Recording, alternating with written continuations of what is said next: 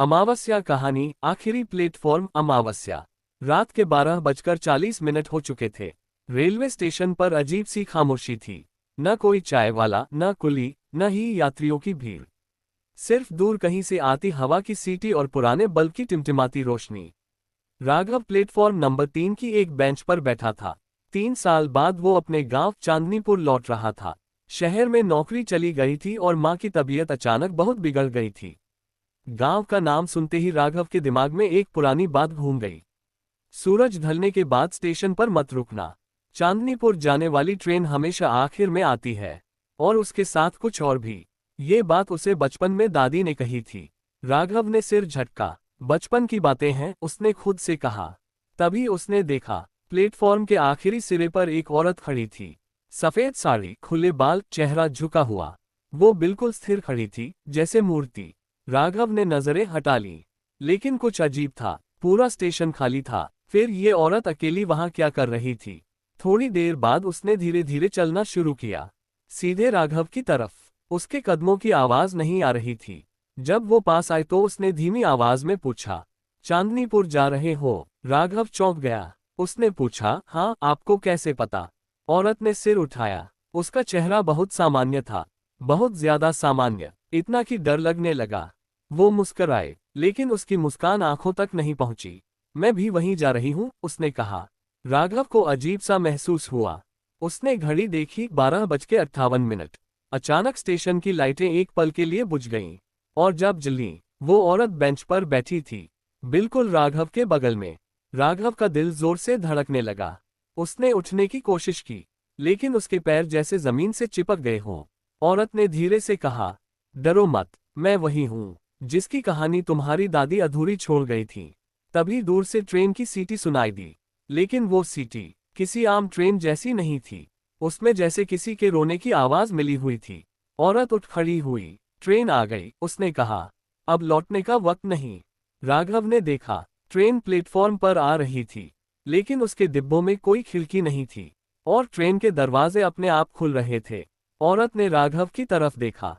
अब उसकी आंखें काली नहीं थीं, बल्कि खाली थीं। उसने फुसफुसाकर कहा, चांदनीपुर सिर्फ गांव नहीं है, वो जगह है जहां कुछ आत्माएं अब भी इंतजार करती हैं। और तभी राघव की कलाई पर वो ठंडी उंगलियां कसती चली गईं। उसका दिल जोर जोर से धड़क रहा था। मुंह सूख चुका था, आवाज गले में अटक गई थी। वो औरत अब औरत नहीं लग रही थी। उसके बाल हवा में नहीं हिल रहे थे, बल्कि ऐसे लग रहे थे जैसे किसी अदृश्य ताकत से ऊपर उठे हों। ट्रेन रुक चुकी थी। दरवाजे खुले हुए थे, लेकिन अंदर अंधेरा था, ऐसा अंधेरा जैसे रोशनी को निगल ले। चलिए, उसने कहा, गांव पहुंचने का यही रास्ता है। राघव ने कांपती आवाज में पूछा, आप कौन हैं? वो हल्की सी हंसी, ऐसी हंसी जिसमें खुशी नहीं, सिर्फ सदियां छुपी हों। लोग मुझे डायन कहते हैं, उसने कहा, लेकिन मैं सिर्फ एक इंतजार हूं। और इससे पहले कि राघव कुछ कर पाता, वो ट्रेन में खींचता चला गया।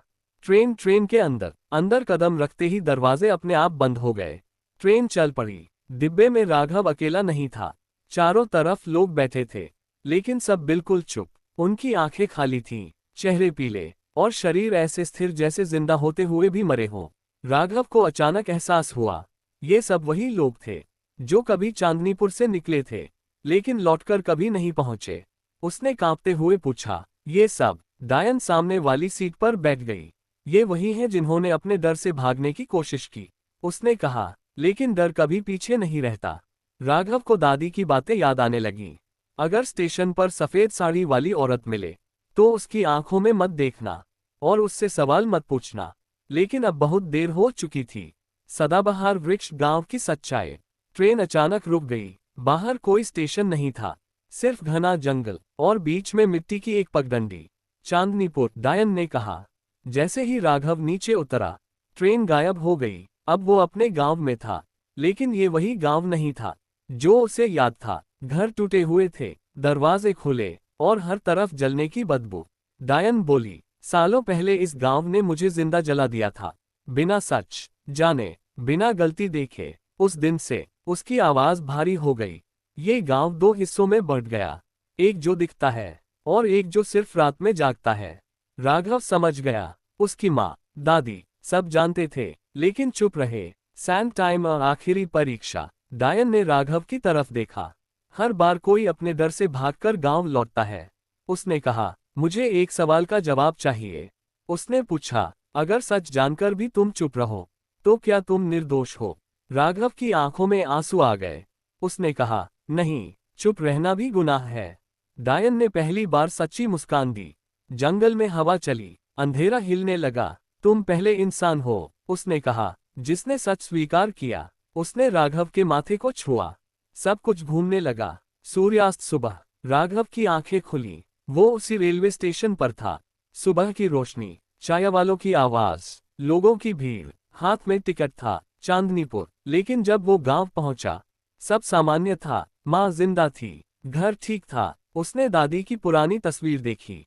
तस्वीर के पीछे लिखा था, सच को मान लेने से श्राप टूटता है। उस रात के बाद चांदनीपुर जाने वाली आखिरी ट्रेन कभी नहीं आई।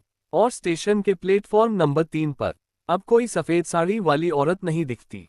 लेकिन लोग आज भी कहते हैं, अगर कोई सच से भागे, तो आखिरी प्लेटफॉर्म उसे अब भी बुलाता है।